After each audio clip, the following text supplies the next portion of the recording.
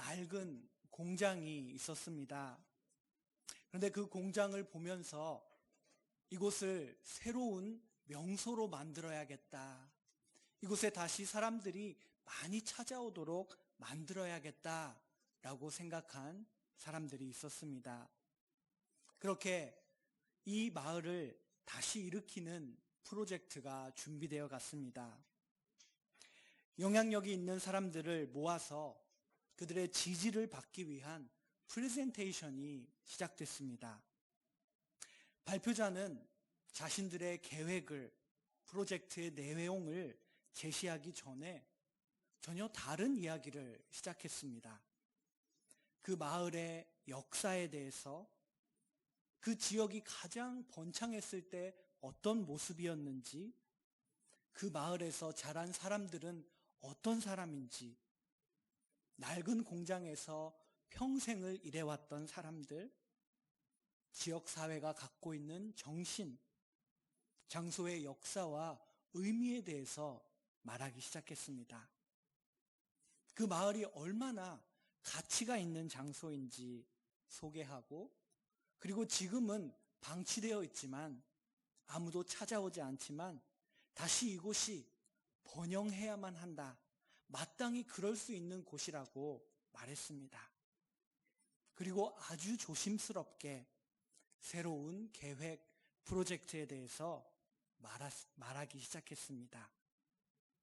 그가 택한 이 방법은 그 계획의 의미와 가치를 듣는 사람들에게 전달할 수가 있었습니다.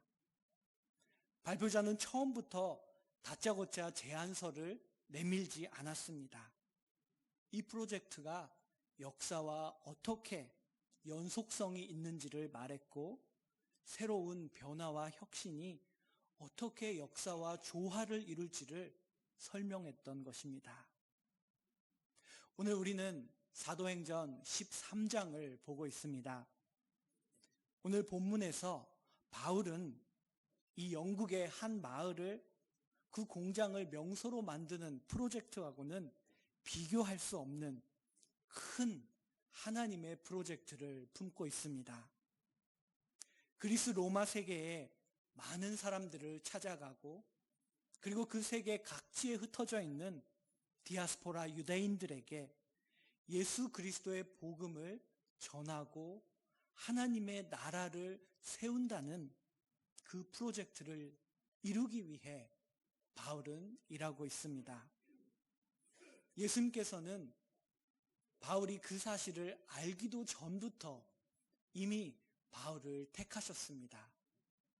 우리가 앞서 본 사도행전 9장에서 다메섹으로 향하던 바울에게 예수님이 찾아오셨고, 예수님은 아나니아를 통하여 바울을 어떻게 택하셨는지를 이미 말씀하셨습니다. 그때 예수님의 말씀은 이런 내용이었습니다. 이 사람은 내 이름을 이방인과 임금들과 이스라엘 자손들을 위하여 전하기 위하여 택한 그릇이라.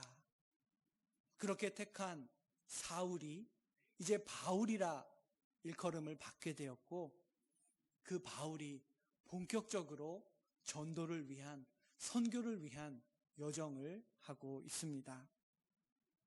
그 여정에서 새롭게 만나는 사람들에게 바울은 그 뜨거운 복음에 대한 열정을 품고 어떻게 프레젠테이션을 했는지, 어떻게 그 복음을 제시했는지 오늘 본문은 우리들에게 보여주고 있습니다. 먼저 바울과 바나바의 이 전도 여행의 여정을, 지도를 보면서 함께 확인하기를 원합니다. 지도를 보여주시겠습니까? 지난 시간에 우리가 봤던 말씀에서 바나바와 바울은 구브로, 키프로스라는 섬에 있었습니다. 그 섬의 항구 파포스라는 곳을 출발하여 이제 밤빌리아주라는 새로운 땅으로 오게 됩니다. 처음으로 간 곳은 버가라는 도시였습니다. 그런데 그 버가에서 머물다가 바울 일행은 더 북쪽으로 북상을 하게 됩니다. 그 북쪽으로 향하는 길은 타우루스 산이라고 하는 높은 산맥이 있던 곳이었고 그 길에는 많은 산적들이 나타났다고 합니다. 아마 여러 어려움도 있었을 것입니다. 그러나 그들은 160km의 버가로부터 비시디아 안디옥으로 향하는 길을 다 갔고 그리고 이 비시디아 주의 안디옥에 도착하게 됩니다. 이 신약 성경에서 특히 사도행전에서 안디옥이라는 지명이 두 곳 등장합니다. 한 곳은 우리가 지난번에 봤던 시리아에 있는 안디옥이고 그리고 오늘 본문에 나오는 비시디아 안디옥, 두 다른 로마 제국의 주에 안디옥이라는 도시가 있었습니다. 오늘은 이 비시디아 안디옥에 도착한 바울과 바나바, 그들이 어떻게 복음을 전했는지를 말해주고 있습니다. 오늘 이 본문에서 주목해 봐야 할 첫 번째 부분은 13절과 14절에서 이 사도행전을 기록하는 누가가 이전까지는 바나바를 중심으로 기록했던 내용을 사울에서부터 이름을 바울로 부르기 시작한 이 바울을 중심으로 기록하고 있다라는 것입니다. 13절에서는 바울과 및 동행하는 사람들이라고 바울의 이름이 먼저 나왔고 그리고 14절에서는 바울 및 동행하는 사람들이라고 바울의 이름을 이 일행의 첫 번째 이름으로 기록하는 누가의 모습을 볼 수가 있습니다. 전에는 바나바가 가장 첫 이름이었지만 우리가 지난 시간에 봤던 구브로 섬에서 일어났던 일들이 바울의 리더십이 드러나게끔 하였습니다. 구브로에서 만난 거짓 선지자 바예수, 그리고 그 지역을 다스렸던 총독 서기오 바울, 이 서기오 바울이 믿음을 갖게 하는 곳으로 인도하는 그 자리에서 바울이 많은 일을 감당했던 모습을 우리는 지난 시간에 함께 보았습니다. 아마 그런 일들을 통하여 자연스럽게 그동안 조금 보이지 않았던 바울의 리더십이 조금 더 드러나고 그리고 바울이 조금 더 많은 주도적인 일들을 할 수 있게 되었던 것 같습니다. 비시디아 안디옥에 도착한 바울 그리고 바나바는 늘 했던 것처럼 회당으로 먼저 갔습니다. 회당에 모인 사람들에게 예수 그리스도의 복음을 전하기 위해서 이제 바울이 리더십을 발휘하고 그는 현명한 방법, 어프로치를 하는 방법을 선택을 하고 있습니다. 비시디아 안디옥에 와서도 그들은 유대인에게 먼저 이 복음을 전하는 그들의 원칙, 하나님께서 주신 그 원칙을 지켜나가는 모습을 볼 수가 있습니다. 그들은 계속해서 하나님이 이 선교의 주체이심을 인식하고 있었던 것입니다. 이 지금의 터키의 땅, 이 비시디아 안디옥이 있는 이 땅은 바울의 출신지인 길리기아 주의 다소와도 가까운 곳이었습니다. 즉 바울은 그 땅의 풍토를 아마 잘 알고 있었을 것입니다. 그 지역에서 살고 있던 사람들의 생활 양식, 그들에게 익숙한 이야기는 무엇인지, 그들이 흥얼거리는 노래는 무엇인지, 그렇게 많은 것을 알고 있던 바울은 그들에게 어떻게 예수 그리스도의 복음이라는 이 핵심 요점을 전할 수 있을까 생각했고 아마 적절한 방법을 찾아갔던 것 같습니다. 무엇보다도 바울 안에는 그들을 예수 그리스도의 복음으로 인도하고자 하는 간절한 마음이 있었습니다. 오늘 본문 15절을 보면은 율법과 선지자의 글을 읽은 후에 회장당들이 사람을 보내어 물어 이르되 형제들아 만일 백성을 권할 말이 있거든 말하라 하니라고 기록되어 있습니다. 디아스포라 유대인들의 회당에서는 새로 찾아온 동족, 새로 찾아온 게스트가 있을 때에는 율법과 선지자의 글을 낭독한 후에 그들에게 권면의 말을 듣는 그런 전통, 규례가 있었습니다. 바울과 바나바가 찾아왔을 때에도 그 기회가 주어졌던 것입니다. 16절에서 바울은 일어나서 손짓을 합니다. 자신을 주목하기 위해 그렇게 제스처를 취한 것입니다. 그리고 말합니다.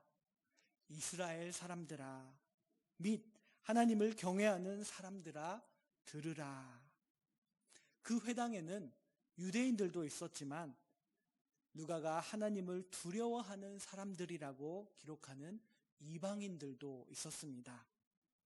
그들은 아직 정식으로 회당의 멤버가 아니었지만 이제는 더 이 유대인들의 법을 배우고 또 더욱더 완벽하게 이 개종을 하여서 이 회당에 들어오려고 준비하고 있었던 사람들, 이방인들이었습니다. 그런 사람들을 앞두고 바울은 절호의 기회를 얻게 된 것입니다. 바울은 어떻게 그들에게 복음을 제시할 수 있었을까요? 아마 여러 가지 방법, 어프로치의 길이 있었을 것입니다. 바울의 접근 방식이 17절에 나와 있습니다. 이 이스라엘 백성의 하나님이 우리 조상들을 택하시고 애굽 땅에서 나그네 된. 바울은 먼저 이스라엘의 역사, 유대인들의 조상들에 대해서 말하기 시작합니다. 그리고 애굽 땅에서 노예됐을 때의 그 시절부터 말하기 시작하는 것입니다. 17절부터 바울이 설교하는 내용이 기록되어 있습니다. 출애굽, 광야의 시절, 그리고 약속의 땅 가나안까지 450년을 말하고 이후에 사사시대를 걸쳐 왕정시대, 처음으로 왕이 세워지고 왕이 다스리는 시대에 대해서도 말하고 있습니다. 스데반도 사도행전 7장에서 유대인의 공회에 불려갔을 때 조상들의 역사를 말했던 적이 있었지만 스데반과는 조금 다르게 바울은 이스라엘의 초기 역사를 간략하게 언급한 후에 첫 왕 사울 그리고 다윗으로 이어지는 왕정시대에 대해서 조금 더 많이 시간을 할애하고 말하고 있습니다. 바울은 아마 이 지금의 터키라고 불리는 그 땅에 들어와서 그 지역에 살고 있는 유대인들, 그 지역에 살아가는 사람들을 잘 관찰했을 것입니다. 그리고 지금 회당에 모여있는 청중들을 바라보면서 그 청중들이 알고 있는 역사, 이스라엘 백성의 역사를 먼저 말해야 된다라는 방법을 선택합니다. 그리고 그 긴 역사 속에서 지금도 이 백성이 갖고 있는 소망에 대해서 말하는 것으로 그는 복음의 제시를 시작하고 있습니다. 17절부터 20절까지 바울이 전한 내용의 그 요점은 450년이라는 긴 시간이 걸렸지만 하나님의 궁극적인 목적과 계획은 분명히 이루어져 갔다라는 것입니다. 시간이 걸리지만 하나님은 약속을 지켜가시는 분이십니다. 이스라엘의 왕정시대는 우리가 역대기와 또 열왕기 상하를 통해서 알고 있는 것 같이 참 불완전한 시대였습니다. 그러나 분명한 것은 그 불안정한 시대 가운데도 하나님의 뜻이 있었고 그 하나님의 뜻 가운데 오랜 시간 후에 내 마음에 맞는 사람, 하나님께서 그렇게 말씀하신 다윗이라는 왕을 하나님께서 택하셨다라는 것입니다. 그 내용을 바울은 22절에서 말하고 있습니다. 내 마음에 택한 사람을 하나님께서는 기뻐하셨다라고, 하나님의 뜻과 계획이 어떻게 이루어져 가는지를 다윗을 언급하며 특별히 전하고 있습니다. 그런데 하나님의 계획은 다윗에서 끝난 것이 아니라 계속해서 이스라엘과 하나님은 함께 하셨고 진정한 왕, 궁극적이고 그리고 위대한 다윗의 자손으로 온 그 왕을 세우셨다라는 이야기로 흘러가고 있습니다. 23절에 그 내용이 나옵니다. 하나님이 약속하신 대로 이 사람, 즉 다윗의 후손에서 이스라엘을 위하여 구주를 세우셨으니 곧 예수라. 바울은 드디어 예수의 이름을 전합니다. 23절에서는 특별히 이스라엘을 위하여 구주를 세우셨다라고 바울은 말하고 있습니다. 하나님이 예수님을 통하여 하신 그 모든 일은 온 세상, 이스라엘을 넘어 유대인을 넘어 온 세상을 위한 것이라는 것은 바울은 누구보다도 잘 알고 있습니다. 그러나 언제나 하나님의 역사 가운데, 하나님의 계획 가운데 먼저는 예수님을 이스라엘과의 관계 속에서 봐야 한다는 것을, 그래야만이 하나님이 왜 예수님을 보내셨는지, 어떻게 이 세상을 구원하시는지 하나님의 방법을 알 수 있다는 것을 바울은 기억하고 있었습니다. 아마 그래서 바울과 바나바는 새로운 지역에 갈 때마다 가장 먼저 하나님이 택한 백성, 유대인들이 모여있는 회당을 찾아갔을 것입니다. 바울과 바나바는 앞서 시리아, 수리아의 안디옥에서 1년 동안 하나님의 말씀을 가르쳤습니다. 구체적으로 어떻게 가르쳤는지 11장에는 나와 있지 않았습니다만 오늘 본문을 통해서 바울이 어떻게 예수 그리스도의 복음과 성경을, 구약의 역사를 가르쳤는지를 생각해 볼 수가 있습니다. 이스라엘 백성들, 하나님의 백성을 바울은 언급하면서 하나님의 백성들을 향한 메시지, 왜 하나님이 그 백성을 부르셨고 그 백성들이 지금 해야 할 사명이 어디에 있는지, 거룩한 하나님의 백성을 다시 세우려고 하는 그 바울의 호소를 알 수가 있습니다. 창조주 하나님이 이스라엘과 아브라함과 맺으신 그 약속을 계속해서 성취해 오셨다는 것, 그 좋은 소식, 복음, 그 복음을 땅 끝까지 퍼뜨려야 했습니다. 그리고 그 복음이 유대인들, 이스라엘에게 먼저 전해지고, 그리고 그 복음은 온 세상 모든 민족을 향한 하나님의 축복의 소식이기 때문에 유대인들을 넘어서 온 세상에 전해져야 했습니다. 바울은 이 하나님의 순서를 기억하고 있습니다. 예수님의 이야기는 이스라엘의 역사와 이스라엘의 이야기와 떼어놓을 수 없다라는 그 관계에 있다라는 것을 바울은 인지하고 전하고 있는 것입니다. 23절에서 또 한 가지 주목해 보아야 할 단어는 구주라는 단어입니다. 이스라엘은 왜 구원할 사람, 구속할 사람, 구주를 필요로 했을까요? 이스라엘은 어떤 상태에 있는지 유대인 스스로가 잘 알고 있었습니다.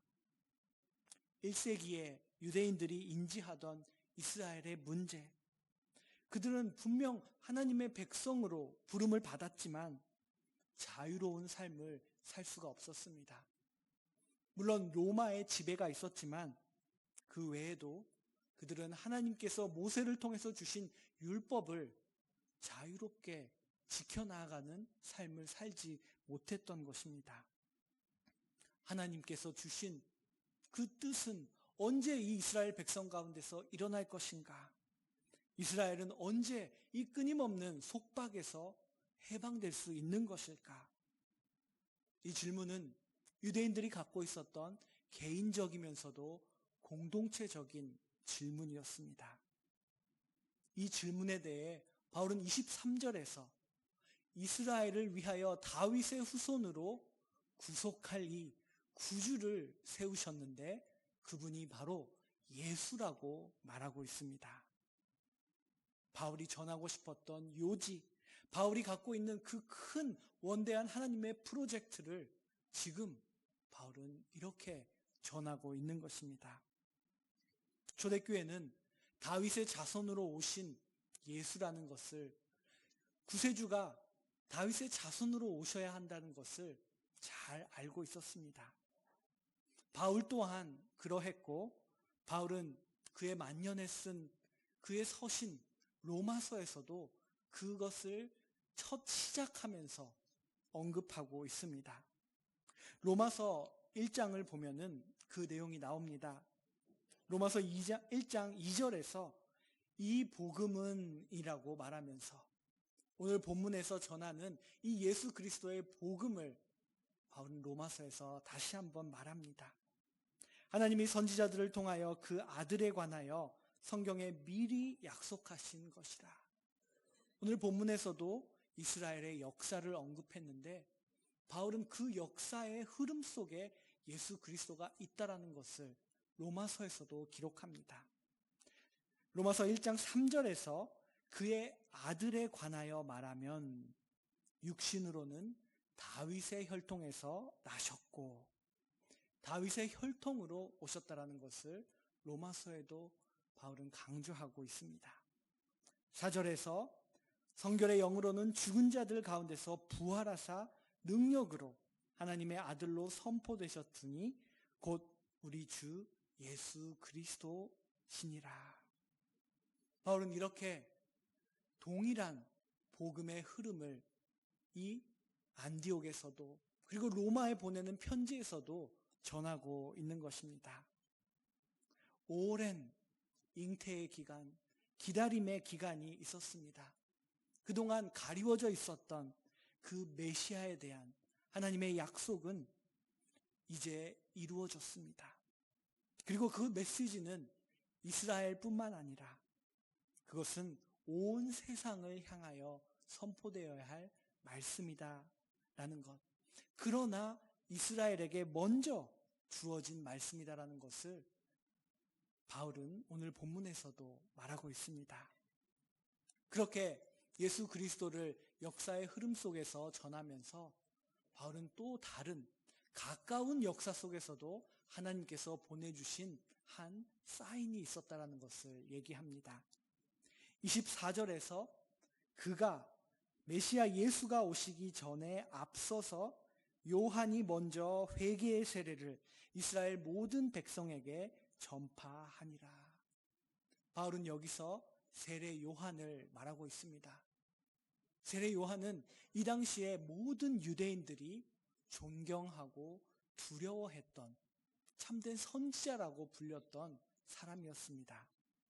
그리고 그 세례 요한의 중요성은 4개의 복음서 모두가 이 요한을 언급하고 기록하고 있다는 곳에서도 알 수가 있습니다.